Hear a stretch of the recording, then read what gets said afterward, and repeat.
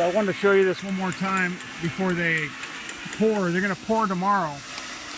They're going to pour that section down there. We need an expansion joint. Apparently, engineers call for an expansion joint, which means there'll be a cold joint, which means they're going to pour on Friday. They're going to pour from here down, and then you can see there's a piece of wood in there. That's where they'll stop pouring, and then on Tuesday they'll finish and pour from here down there. That way there'll be a little like slide. There'll be a separation between the two walls, so there can be movement. There can be lateral movement in the two walls there. So anyway, so that's getting done. And then on that first wall, I just wanted to show you the snap ties.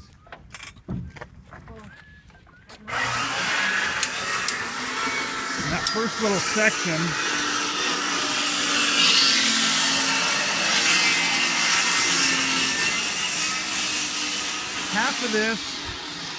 half of this is the metal snap ties, which are these here, and they have the 3/4 inch cone. And the other half is those fiberglass ones I was showing you. And you can see the amount of labor and material that goes in to the fiberglass ones. On the left, that's what it takes to put the fiberglass ones in. And then on the right, those are the metal snap ties like this one. And a lot more expensive. I can't believe what they charge for this little bit of hardware. It's unbelievable for these things right here. But anyway, so I just want to show you, because you won't see this when you come up on Monday. This will all be torn off. I believe it'll all be torn off. At least the front will, because you're going to be looking at the texture. So anyway, I just wanted to show you the difference between the fiberglass and the metal snap ties in the amount of materials and what it takes. And I think, I'm not real sure, but the only advantage I think is just a smaller hole. This is the size hole you end up with on this. And then on the snap ties with that cone, you end up like a 3/4 hole that has to be patched. But anyway, so this wall here is going to be the sample wall.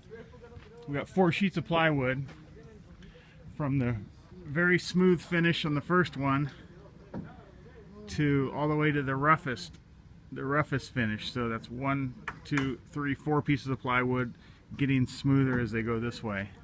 So you'll be able to look at the 4 different textures on that wall. Of course, that wall will be covered in rock, is my understanding. But and then there'll also be some samples down there on that one. They got the 3 different samples of plywood down there too. But anyway, that's just wanted to show you that. That way, if you can come up with questions or whatever when you're looking at this on Monday, you kind of get an idea of what it looked like before they poured. So that's that. And then the vineyard's looking good. I met with Tony yesterday. He came up and he thinks the vineyard looks really good. It's very green.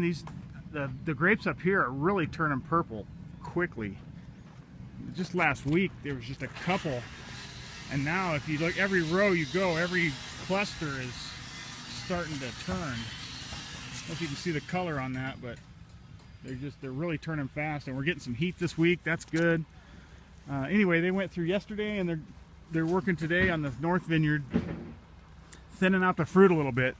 Just wherever it's really tight together, they drop a cluster, just so they're sure it's going to ripen. And as you can see on the ground, there's not that many grapes on the ground.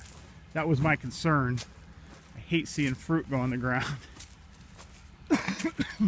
But anyway, not that much. He thinks the vineyard looks really good. I've been really trying to keep it clean, aesthetically trying to make it look good at the ends, weed eating, just doing whatever I can, because he's got a couple people that want to look at the vineyard, that want to come up and look at the grapes, that are interested. And I don't have the names, but anyway, but Tony said he had a couple people that were interested, so that's good news. So, and he thinks the better the everything looks, the property looks, the better the grapes look. I guess they figure if you're taking care of your property, you're probably taking care of your grapes too. So, and they're doing great. Haven't watered, just watered the one time. And you can still see these things are still pushing. You look at the end of this shoot here, these little Y-shaped things are reaching out. They're still pushing out.